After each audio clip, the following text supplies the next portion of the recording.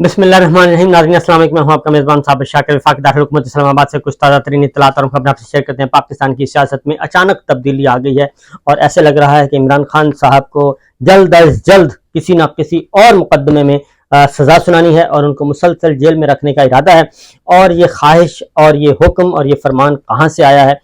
Fill वक्त नवाज शरीफ साहब ने 21 अक्टूबर को आना है और 21 अक्टूबर से पहले पहले नवाज शरीफ साहब को तोहफतन कोई चीज़ देनी है और वो तोहफतन ये चीज़ दी गई है। फिल वक्त 17 अक्टूबर को फर्द जुर्म आयद करने के लिए तारीख मुकर्रर की है साइफर में। तो साइफर केस जो है इसको इतना ज़्यादा हवा दिया जा रहा है और ये जो ऑफिशियल सीक्रेट एक्ट है जिस कानून के तहत ये सज़ा सुनानी मकसूद है वो 100 साल पुराना है और 1923 का है वो, यानी कि 100 साल पहले का। और ये कानून ऑफिशियल सीक्रेट एक्ट जो है वो अंग्रेज़ों ने बनाया था और वो मुकामी लोगों के खिलाफ बनाया था जिन पे कब्जा किया हुआ था। और उस वक्त मुसलमानान हिंद और बर्रे सगीर पाको हिंद के तमाम जो इस वक्त कौमियतें थीं वो एक गुलाम की तरह ज़िंदगी गुजार रही थीं और उस कानून को अभी तक रखा गया है। और उसमें जो तरमीम की गई थी सदर ममलिकत ने उस पर दस्तखत नहीं किए और न सिर्फ दस्तखत नहीं किए बल्कि उन्होंने बाकायदा कहा कि ये बददियानती की बुनियाद पे ये हुकूमत ने इसका नोटिफिकेशन जारी किया है, मैंने ऐसा कुछ नहीं कहा। वो भी मुतनाज़ है। आर्मी एक्ट भी सुप्रीम कोर्ट में चैलेंज हुआ है, ऑफिशियल सीक्रेट एक्ट भी सुप्रीम कोर्ट में चैलेंज हुआ है, उसको अभी तक चीफ जस्टिस काजी फाइज़ साहब ने टच नहीं किया। और उसकी वजह बताते हैं कि जनाब चूँकि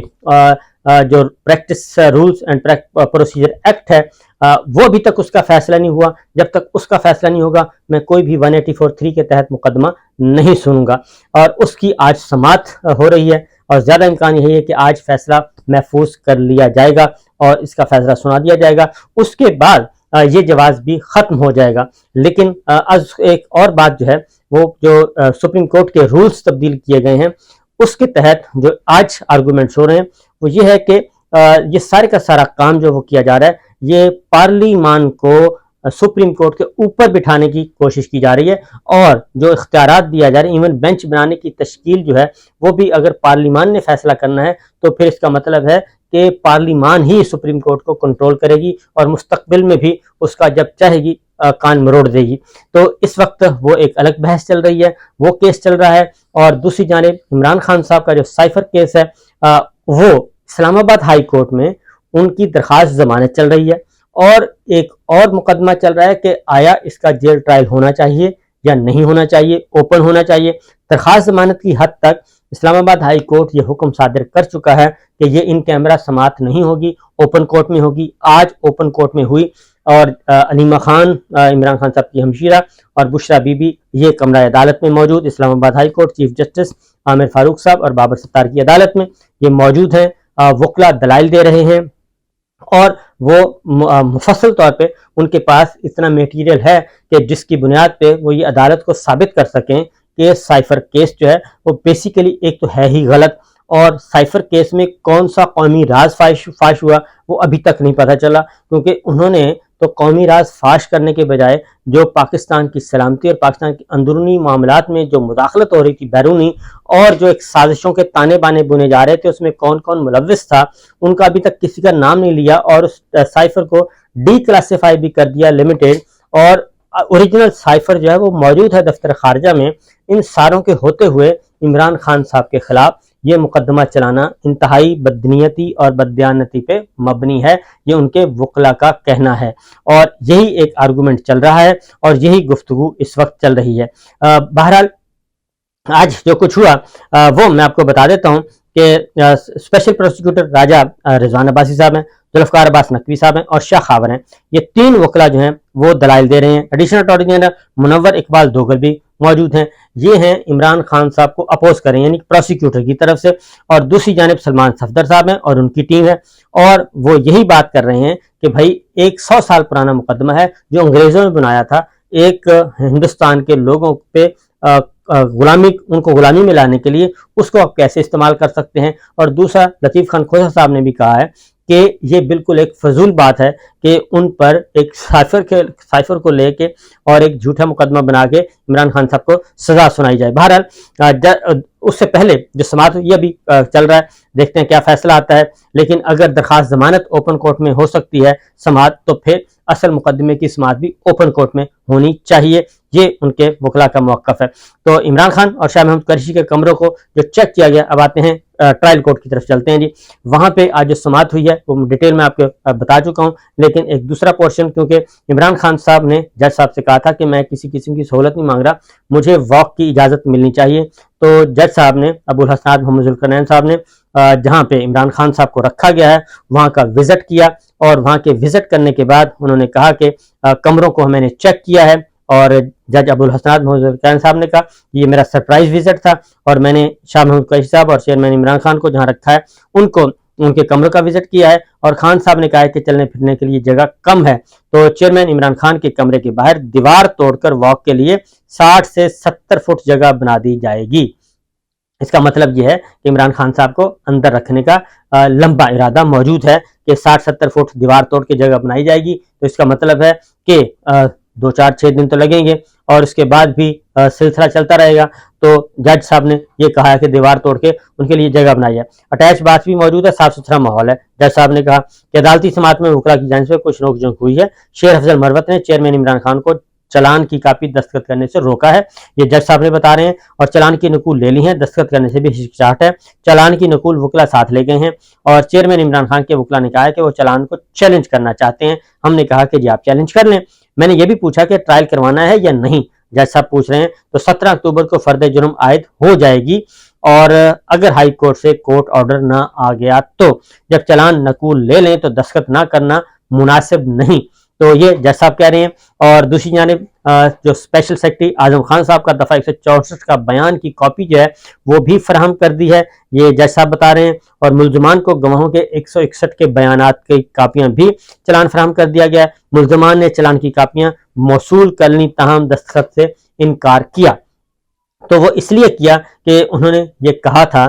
وکلاء نے جو عمران خان صاحب کے وکلاء ہیں انہوں نے یہ کہا تھا کہ چونکہ یہ معاملہ ہائی کورٹ میں پینڈنگ ہے اور ہائی کورٹ میں فیصلے محفوظ ہیں اور ساتھ ساتھ اور سماعتیں بھی ہو رہی ہیں، آپ ان کے فیصلوں کا انتظار کر لیں، اگر ان کا فیصلہ ہمارے حق میں آ گیا تو یہ جو کچھ آپ کر رہے ہیں یہ سارا انڈو ہو جائے گا، اور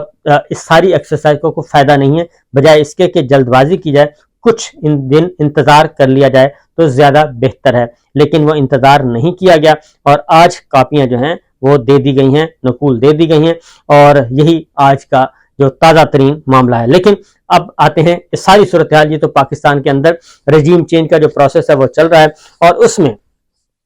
بقول آرمی چیف سابق جنرل قمر جاوید باجوہ،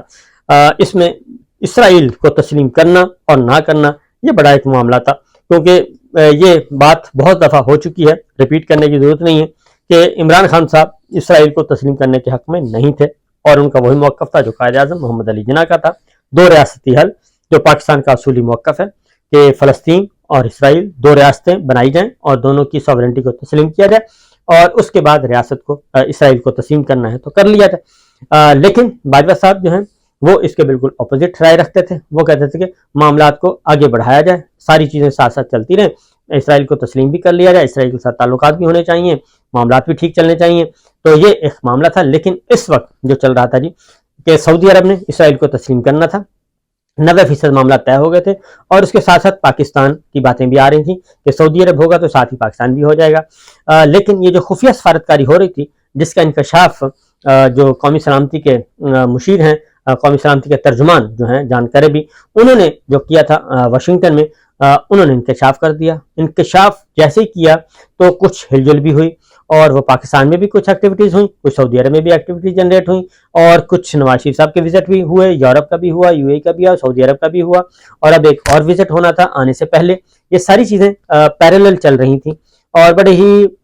خفیہ انداز میں چل رہی تھیں، اور بظاہر یہ شو کیا جا رہا ہے کہ نواز شریف صاحب ایک پولیٹیکل ڈیل کے تحت آ رہے ہیں انٹرنل، لیکن یہ بتایا جا رہا ہے کہ ان کے اصل جو ہے وہ ہماری خارجہ پالیسی بڑی امپورٹنٹ ہے آنے والے دنوں میں، اس کو چینج کرنا ہے، اس کو ایک نئی جہت دینی ہے، اور نئی جہت میں یہی ہے کہ جی ریجنل جو تنازعات ہیں اور ان کو ختم کرنا ہے، وہ ایک کشمیر ہے اور ایک اسرائیل ہے، ان دو تنازعات کو ختم کرنا ہے۔ اور سعودی عرب اس طرف بڑھ رہا تھا، یو اے ای، اب بحرین ہے، سوڈان ہے، مصر ہے، ترکی ہے، یہ سارے آلریڈی تسلیم کر چکے ہیں۔ اب یو اے ای کی خاص طور پہ یو اے نے جب تسلیم کیا تو وہ ایک سٹیپ آگے سعودی عرب ہیں۔ تو یہ جو خفیہ سفارتکاری ہو رہی تھی، اس خفیہ سفارتکاری کا ستیہ ناش کر دیا ہے حماس اور حزب اللہ اور الفتح نے، جو کہ حملہ کیا اور اسرائیل کے اندر جا کے ملٹی ڈائمینشنل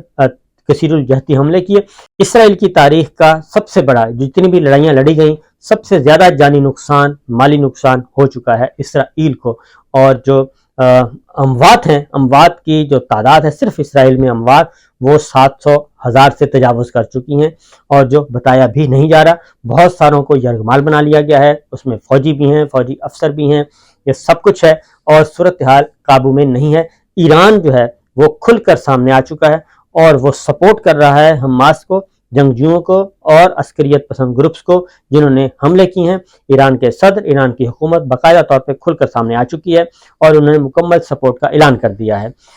ترکی، کویت جو ہے وہ بھی اس کو اسرائیل کو ذمہ دار قرار دے چکا ہے، یہ جتنا بھی اس وقت ہو رہا ہے، اور سعودی عرب ابھی تک خاموش اور ایک ان بٹوین چل رہا ہے، اور وہی دو آزاد ریاستوں کا قیام اصولی موقع پہ ہے، لیکن ذرا پیچھے بیٹھ کے۔ یو اے کی جو وزارت خارجہ کا سٹیٹمنٹ آیا ہے وہ بڑا حیران کن ہے، اور پہلا ہے کیونکہ اسرائیل کو تسلیم کرنے کے بعد یہ پہلا موقع ہے۔ تو انہوں نے یہ کہا ہے کہ یہ جو حماس نے حملہ کیا ہے اس سے جو اسکیلیشن بڑھی ہے، جو کشیدگی اس میں بڑھ گئی ہے، اور دونوں طرف جو نقصان ہو رہا ہے سیولینز کا، اس کو روکنا چاہیے اور اس لڑائی کو روکنا چاہیے۔ اور انہوں نے ٹلٹ ان کا اسرائیل کی طرف ہی رہا ہے۔ انہوں نے اس دفعہ پہلی دفعہ یو اے ای نے جو ہے وہ جنگجو اور اس حملے کو سپورٹ نہیں کیا، اور وہ اسرائیلی کی طرف چل رہے ہیں۔ پاکستان کا رویہ بھی بہت محتاط ہے اور بہت دھیما ہے، سارے دیکھ رہے ہیں، کیونکہ جو امریکی حکام کی طرف سے بات آ چکی ہے کہ جناب یہ سب کچھ کیا گیا ہے اس سارے پروسیس کو سبوٹاج کرنے کے لیے، اور جو خفیہ سفارتکاری تھی اس کو بلڈوز کر دیا ہے اس ایک حملے نے۔ اور یہ پہلا موقع ہے کہ اسرائیل کو بھی سمجھ نہیں آ رہی، اسرائیل کے اداروں کو سمجھ نہیں آ رہی، اور بھاری جانی مالی نقصان وہ کر چکے ہیں۔ اس وقت اسرائیل کی صورتحال یہ ہے کہ وہاں سے غیر ملکی جتنے بھی تھے وہ نکل چکے ہیں، کیونکہ غیر ملکیوں کی بھی ہلاکتیں ہوئی ہیں، وہ نکل چکے ہیں، ایئرپورٹس بند ہیں، اور اسرائیل کے اپنے شہری جو کھاتے پیتے ہیں وہ بھی فلائی کر چکے ہیں، اور وہاں پہ ہو کا عالم ہے، اور اسرائیل کے جو وزیر اعظم ہیں وہ اس بات کو یقین دلا رہے ہیں کہ صورتحال جلد قابو پا لی جائے گی، لیکن جو گراؤنڈ ریئلٹی ہے وہ یہ لڑائی بڑھ رہی ہے، لڑائی زیادہ ہوتی ہوئی نظر آ رہی ہے، کیونکہ مزید ممالک اس میں آ چکی ہیں۔ اجازت دیجیے، اللہ حافظ۔